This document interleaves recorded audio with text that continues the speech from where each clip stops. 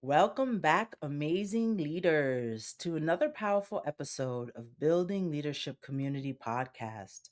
I'm your host, Coach Dora Mendez, and today's conversation is one you absolutely cannot miss. We're sitting down with a leader whose work has transformed the lives of thousands of young people, a champion of educational equity who has dedicated over 20 years to opening doors that were once closed, and a voice that has reached millions around the world. Our guest today is educator, advocate, and visionary leader, Dr. Danielle R. Moss Cox. By the end of this conversation, you will walk away with a renewed sense of purpose, a deeper courage to stand in your truth, and a powerful reminder that your voice, your story, and your presence matter more than you even realize. This episode is your boost to rise boldly, unapologetically, and with the conviction that change begins with you. So settle in, take a breath, and get ready as we roll credits. Hello, and welcome to Building Leadership Community Podcast. I'm your host, Dora Mendez. I am the founder and CEO of Coach Dora LLC. Our guests will be entrepreneurs, small business owners, and community leaders that drive social impact. It can be lonely at the top, but it doesn't have to be. It means so much that you join us week after week for these conversations. It can be lonely at the top, but it doesn't have to be. That's why we started this podcast. If you're new to the Building Leadership community, we are so glad you're here. Don't forget to like, share, and subscribe so you never miss an episode. Say hi in the comments and hit that little bell button if you're watching on YouTube so you get notified of when new episodes drop. We have some great resources to share with you today.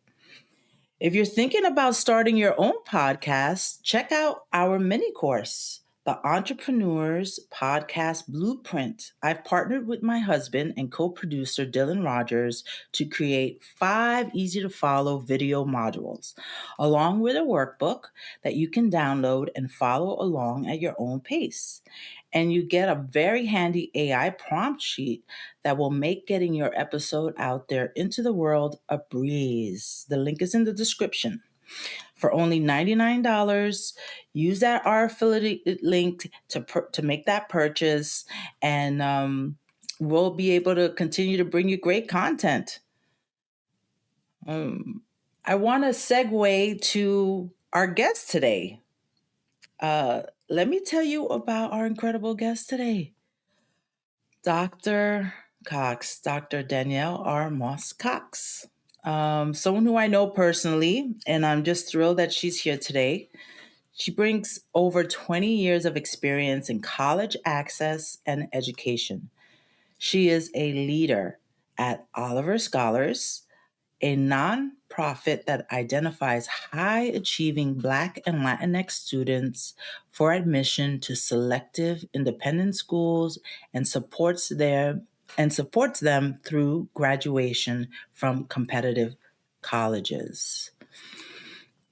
A national advocate for educational equity, Dr. Moss Cox has served in senior leadership roles, including CEO of Harlem Educational Activity Fund for 10 years. Dr. Cox has acquired numerous accolades and awards, including a literary award for Love with Accountability, and her 2018 TED Talk on students' potential has been viewed over 2 million times. We have a global celebrity here on the show. Danielle holds an MA, an EDM, and a doctorate from Teachers College, Columbia University, and a BA from Swarthmore College. Today, Dr. Cox is here to pour into you. Let's bring her to the stage. Hi, Danielle. Hi, Dora. Thank you for having me. I'm so happy. So because I know you just as Danielle, but I want to pay respect all that hard work to get that doctor. So, how do you best like to be Please call me referred to? Danielle. Okay, Danielle. Really, I loved your TED talk. I was one of the 2 millions who watched it, and I watched it over and over again in the middle. And I just want to share with you that I teach at a local college here in New York, and I have played it for my students. Oh my gosh, thank you. So it It's was not I just my actually used mom it. who watched. Yeah, no, it's amazing. So I want, before I turn it over to you, our listeners and viewers, of course, want to hear from you. I thought I want to share with them that we really have a personal connection. And um, I think the way we connected was I was on a board and we were looking for a fantastic CEO. And of course, we hired you. And I left quickly after that because I got pregnant with my daughter. So she's 11 now. So I Oh my think it's God. been like 12, 13 years. And while we had like a formal we had like a formal kind of business relationship, I think through the years I've really come to know you as a friend, as a confidant, as an advisor. You gave me great advice on my own children's education. I was like, oh my God, I got to call. I don't know what to, I'm not sure what to do. And I called you and you were just so gracious, and you're so Oh, busy, and you just made the time to give me some great advice for my own children's education. I just appreciate you so much. oh, thank you so much. I'm glad that you thought of me when you were, making important decisions. So, and I just want to say congratulations on Coach Dora and all that you're accomplishing with this business. Of course, you've come and spoken at the Oliver Scholars community, and we thank you for pouring into our young people and our staff. And, it's just one of these full circle moments. I've watched you build this business into something incredible and viable, as a Dominican woman leader in New York City. So I want to make sure we give you your flowers as well. Thank you so much. See, this is what I'm just gonna have people who give me flowers on my show. So, so let's start. We ask all of our guests to share their unique leadership stories. So I want to turn the mic over so folks can hear from you about your unique leadership story. I this is a really hard question because, in many ways, I didn't grow up saying I want to be a leader, but really it was adults who were pouring into me throughout my growing up, my development, my journey, who kind of came to me and were like, "You're going to lead this. We know you can do it. Let us know if you have any questions." And that kind of experience started probably when I was about 13. And so I understand that leadership doesn't happen in a vacuum. It really happens because a community shows up for a young person, and gives you a vision of yourself that you may not have seen as part of your trajectory. But I'm going to share something about leadership and the importance of leading with integrity and empathy, and how that has worked for me, in my career and in my life. So, a lot of people have asked me over the years, how did you end up doing a TED Talk? And I think this is actually a leadership story for me. So I did not know. First of all, I had not assumed that having a TED Talk would ever be part of my trajectory. It wasn't something that was on my bucket list. But I certainly assumed that it was some sort of competitive process where, you had to apply, you had to be a really good public speaker. Maybe you had to send in reels. I had no idea. And I was at a difficult juncture in my career professionally, just trying to figure out what was next for me. And I happened to check my personal email address one day, and there is a message from someone saying that they work for the TED organization and would I be interested in doing a TED Talk. Oh, so you got recruited. So, but it's just like I had not applied. Like, where's the application? What do I have to do? At that particular moment, I was in a stage of professional exploration. Let me just call it that. And so I responded. I said, well, the first thing I said was, I'm not the CEO of this organization. And so she replied back, like, sis, I don't even know where you work. So it was just like, oh. And then she said, so I said, well, what do I have to do? Like, what do I have to send in? She was like, you just have to say yes. And so I'm thinking like, this seems like a trick. But of course, you want to kind of seize the moment.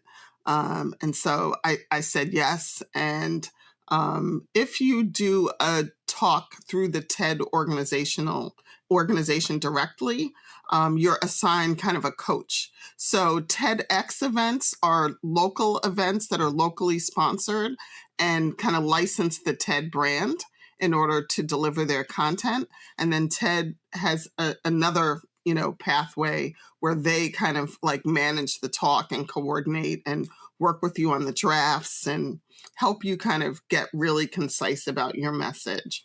And so that was the route that I took. But here's the story of how they found me. So many years ago, one of my staff members at an organization I was leading was doing her dissertation. And it was on education. She was actually, I think, a TC student. And she said, can I use this organization for my dissertation? And would you be willing to be interviewed and give me access to certain data and all of this kind of thing? So, of course, I want to see other folks win. Right. And so I was like, absolutely, this is exciting. Like maybe we'll learn something more about our practice as a result of your research. So fast forward, she's a dynamo. She gets her PhD.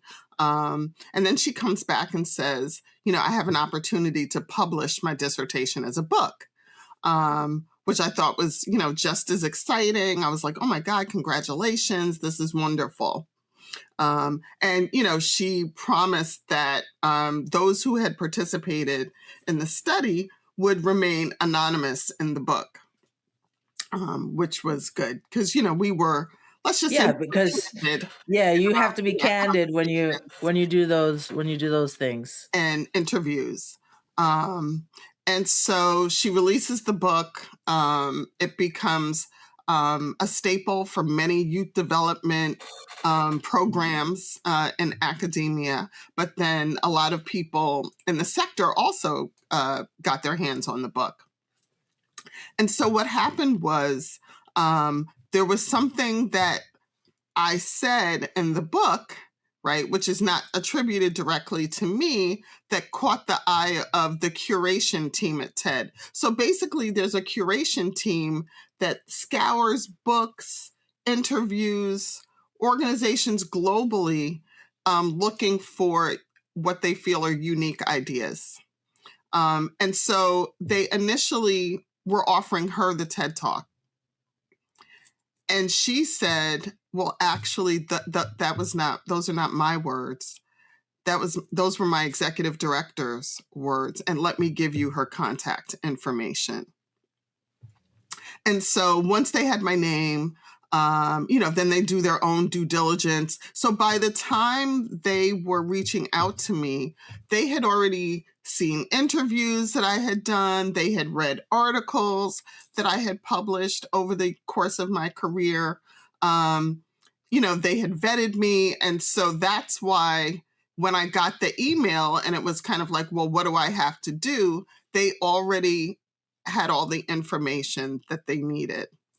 And I say that this is a leadership story because how you treat people when you are in leadership matters because there was plenty of opportunity for her to parlay that phone call from Ted into an opportunity for herself. But because she's a person of integrity, but also because I had taken the opportunity to pour into her and to nurture her and support her educational aspirations when she was on my team, she had no problem connecting me with that organization. And I have to say, right, I think we've all had bosses who, if we had been in a similar situation,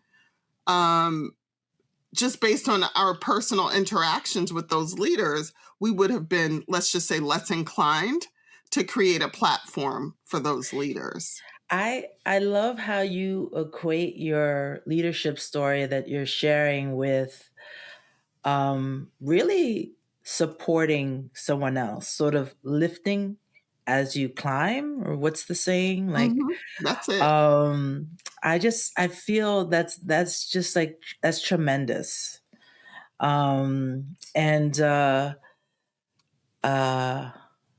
But it's such I a love this powerful idea. lesson, right? Because Yeah, how you treat people matters. Um, how you show up in every space matters, and maybe it doesn't. You don't see the extent to which it matters in that moment, right? But you don't know who on your team is going to go off to be the head of some foundation or to be in a position to kind of help you along in your professional journey. So that was something that I took away from it. But it's also, the lesson is someone's always watching. Mm. I Right? love that. I Like, think that's especially in the great. age of the internet, you don't know who's reading what you've written, who's paying attention to your content, who is, watching your TED Talk. Someone's always watching. And so, and that's not just like AI, Yeah, because I right? know that's a But that's a whole nother also like, podcast, a whole nother conversation. right, but who you are and how you show up and how you build a personal brand can be incredibly consequential to you personally and professionally. And so if you stay ready, you don't have to get ready, right? I love that. I love that. I love that leadership story. I love it. I think people are going to find a lot of value in that. And so I want to segue to the other conversation prompt that we ask all of our guests is this is the Building Leadership Community Mhm. podcast. And so I'd love to get your insight into community. What does community mean to you? So I recently did a post on LinkedIn where, I have all kinds of opinions, as you know. Um, and this has been an incredibly difficult year for nonprofit organizations that have looked to serve Black and Brown communities with some intention, um, to kind of level the playing field, right? And so suddenly the idea of equity and inclusion has become a dirty word. And I think at first there's been a lot of kind of shock at the extent to which we see things being rolled back. But I'm also starting to allow myself to get a little angry about it. And I had a conversation with someone connected to my organization, and I started to think about, why is this bothering me so much? Why does this matter? Right. And I came across in my Facebook memories a photo of myself at 15 years old in a kimono, standing in the living room of my host family when I had the opportunity to go to Tokyo, Japan for the summer. And that opportunity was made possible because of philanthropy, right? And I attended an independent high school myself, and I didn't have a full scholarship, but I certainly had generous financial aid. And that opportunity was made possible because of philanthropy.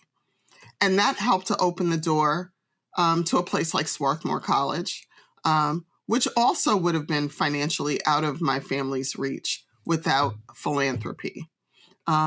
And so, and you know, from a community perspective, my church sent me to college with book money and a Bible, and that was philanthropy too, right? And so, what I began to really connect with is I am the product. You know, I have an amazing mother. I'm a fourth generation college graduate, right? But because of the way race has shaped the socioeconomic experiences of people of color in this country, right? I would not have been able to access the opportunities that I was more than qualified for without the benefit of philanthropy. And I think, you know, Vu Lee, known as Nonprofit as Fuck.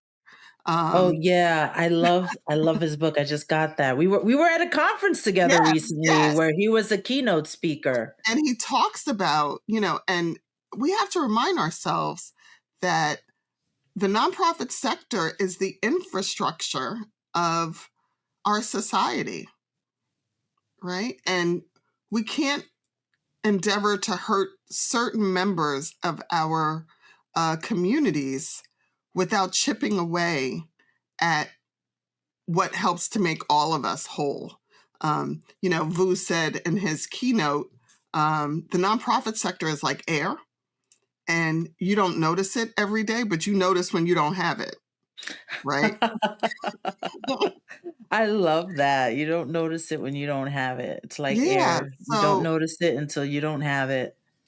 and also for me, you know, when I think about the rooms that I've had access to, like what other social mechanism would put me in the room with a billionaire donor? Like, we're not going to the same places. We don't vacation in the same circles.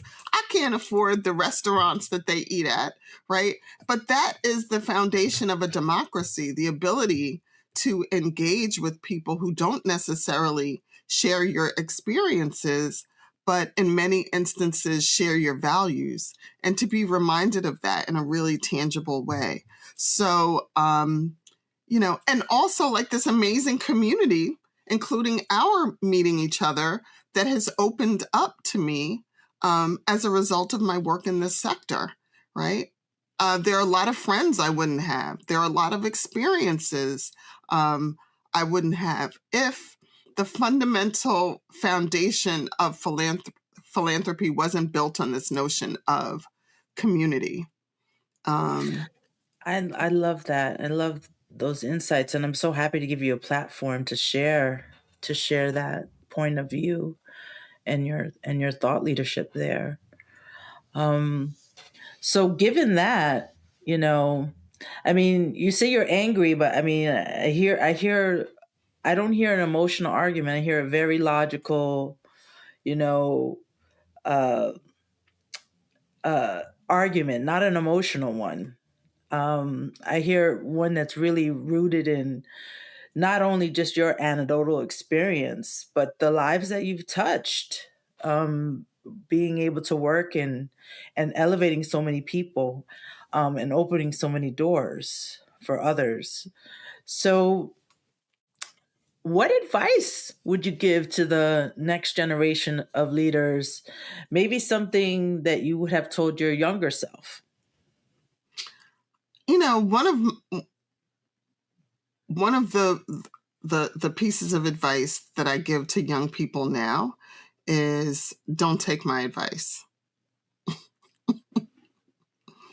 You know what I'm saying? Like, take take the meat and leave the bones, right? But don't be afraid to chart your own course, right?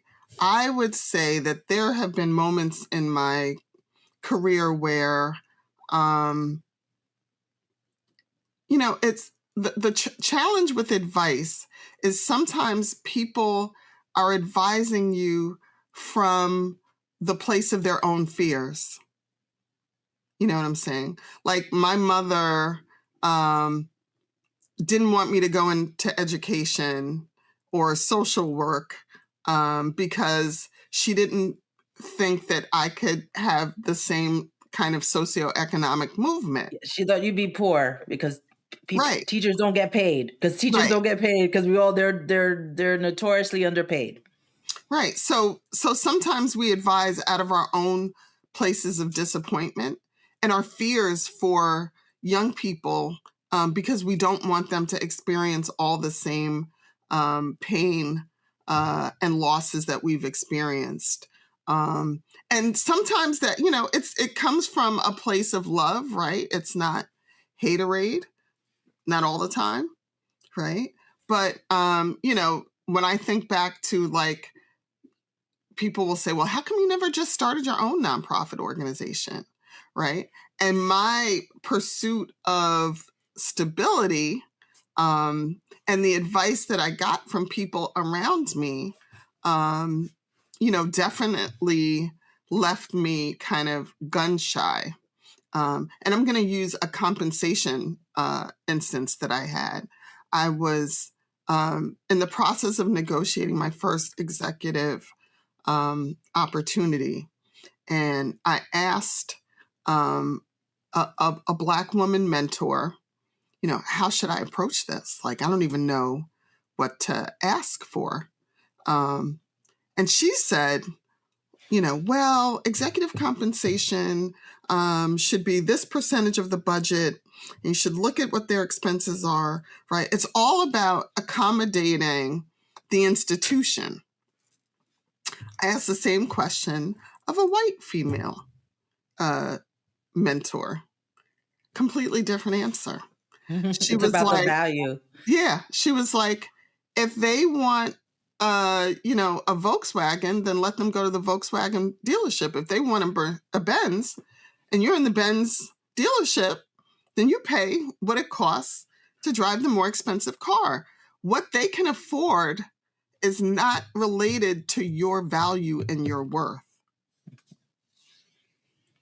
Yes, the value. It's about the Both value you looking, bring. you know what I'm saying? Both looking at the same situation, right? But within the limits of their own lens that's rooted in their own experience.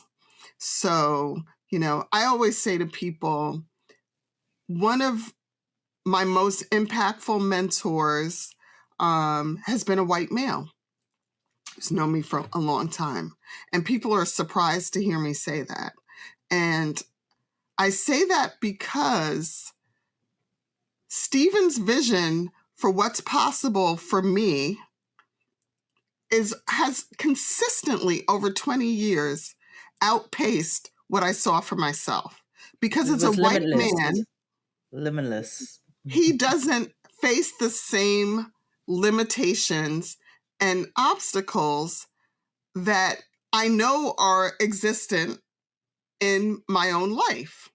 But I think you do need those moments of clarity to say, am I letting who society views me as limit what I can even imagine is possible for me professionally? You know what I'm saying? Like, so he'll be like, so-and-so, university is looking for a president. And I'm like, Stephen, I haven't worked in higher ed and blah, blah, blah, blah, blah, not in an administrative capacity. But he's like, but all the boxes in terms of competencies are things that you check. And so, it's have a balance because oftentimes, even myself, not intentionally, you're advising from your own lens that is colored by all the joys, but also all the knocks and bruises that you've had to endure over the course of your life. And so listen and So be it's so funny. open, right? It's when But you say my go for advice is broke, don't listen to my advice. essentially, right? Essentially, But it's go for broke, limitless. And it's go for so broke. interesting that you say that. We had a guest in last season where I was like, I'm crazy. I'm starting my own business. This is crazy, you know? And she was like, well, it's limitless. You don't have someone telling you. And had never thought it. I had thought about all that I was losing. I had thought about all that I was losing and the risk that I was taking. And she was like, it's limitless. You have sure there's ups and downs, but it's really limitless. And I just and I this is what I'm hearing and what you're saying. Really, dream big. And so while we're saying not to take your advice, that's really good advice. Dream big. It's No, limitless. don't just dream, act on it. You Mm. know what I'm saying? Act on it. I feel like if you don't have, I tell this to my students, like if you don't set high expectations, the students, they will never meet it. If you don't have big dreams, you could never like get there. So if you have big dreams and you have high expectations, then you can begin to take the actions to get there. Absolutely. But you have to have the instead of lowering the instead of lowering your expectations because of perceived or real or If you reach the curve, barriers. you'll get there. Yeah. So those are easy, right? But if you don't have the big dreams, the actions and the steps to get there, you need to have those big dreams in order to get there. And take action, or so that your decisions, right, your decisions, the way you solve problems and take action will lead you to get to make those dreams a reality. And And the so security is something that no one else is going to give you, right? There's no such thing as a secure job, you know? Um, and there is no, and not especially in the context of the times that we're living in right now. It's just there's you no know, such thing. security doesn't necessarily have any connection to your competence or your accomplishments. Many years ago, I was going through something, and I had lunch with a woman that I respect, and I said, you know, how can you like fire someone when they're doing an incredible job and it's well documented? And she said, competent people get fired all the time because they disrupt other people's spirits. And well, Oprah got fired early I on got in her fired. career.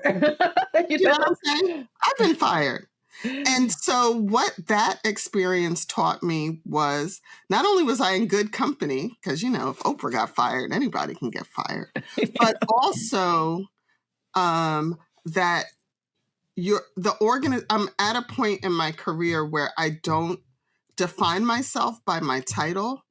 The head of TIAA, I think her name is Thasunda, she posted something that said, you know, your title you rent, your character is yours to keep. Mm.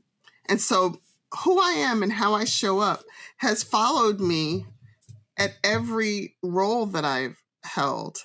And so I'm less worried about my purpose is my purpose, and my job is the vehicle I drive to get to my purpose, if that makes sense. It does Right. make sense, and it's something, a theme that has come up often on the show is leadership is not a title. And you shared insights on it's about how you treat people. And so I love that. If we were going to boil it down to a nugget, leadership is how you treat people. And I could talk to you all day, Danielle, about all kinds of things. You have such, like you just have such you're so generous with sharing your time and your thoughts and your leadership and all of that good stuff. Can you share with our audience how they can support you, how they can keep in touch with you, how can what would you like to leave our audience with in terms of how can they connect with you? Well, I had set a goal of reaching 15,000 followers on LinkedIn that I have met. And so now I want to get to 20,000. So if there's anything of value that I've shared today, please connect with me on LinkedIn. Follow me. I try to deliver useful and valuable leadership content on that platform. And yeah, and it's also given me great community, right? There are leaders all over the country and all over the world that I've inboxed with and had the opportunity to engage with and learn from. So I would love it if your listeners would help me get to that goal. All right. So you heard it here, listeners and viewers. We will put the link to Danielle's LinkedIn in the show notes and in the description. So don't pull over. Don't pull over if you're listening in your car. It'll be there in the YouTube description if you watch us on YouTube, and in the show notes wherever you get your podcasts. So thank you so much for your time, your generosity, your Thank you. wisdom, Thank you so much. and so we're going to roll credits. I'm going to ask you to hold on for a second as we roll our credits. You've been listening to Building Leadership Community. Watch on YouTube at Coach Dora M. Listen wherever you get your podcasts. Follow me on LinkedIn, Instagram, and YouTube at Coach Dora M. Visit me on the web at CoachDoraMendez.com. Hosted by me, Dora Mendez. Produced by Dora Mendez and Dylan Rogers. Graphics, editing, and sound mixing by Dylan Rogers.